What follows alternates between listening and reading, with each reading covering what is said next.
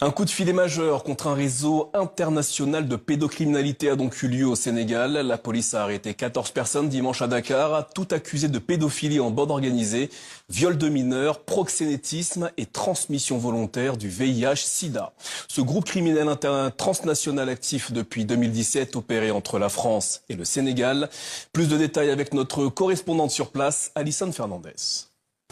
14 personnes déférées au parquet du tribunal de grande instance de Dakar au cours du week-end dans une sordide affaire de pédocriminalité impliquant le Sénégal et la France. Ces interpellations s'inscrivent d'ailleurs dans le cadre de la coopération judiciaire entre les deux pays.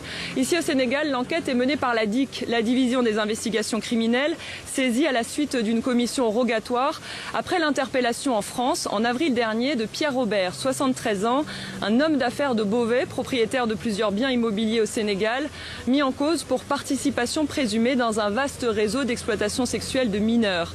50 000 fichiers pédopornographiques ont été saisis sur un ordinateur à son domicile au moment de son interpellation, selon Le Parisien. Ici au Sénégal, il est soupçonné d'avoir donné instruction à des hommes atteints du VIH d'entretenir des relations sexuelles avec des mineurs de moins de 15 ans et de filmer les actes. Les individus arrêtés sont notamment poursuivis pour transmission volontaire du VIH. Selon un communiqué de la police sénégalaise, 4 suspects ont reconnu leur implication, estimant avoir agi en contrepartie de transferts d'argent qu'ils recevaient de la part de Pierre Robert.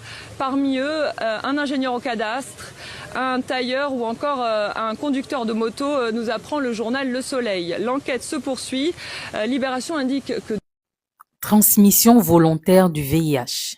C'est-à-dire qu'on a un Français qui finance des Sidéens pour contaminer des enfants du VIH.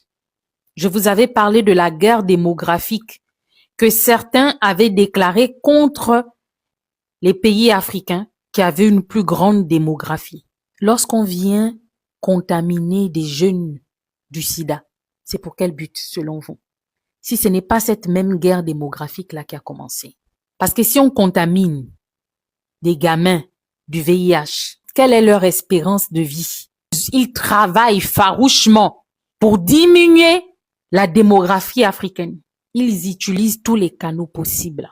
La pédocriminalité, la transmission des virus de tout genre. Ce n'est que le Sénégal qui a été démantelé. Ils sévissent dans quels autres pays africains?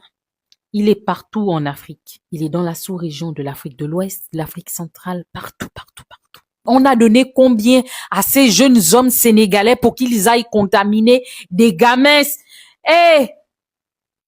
Ne me dites pas que c'est un fantasme de contaminer des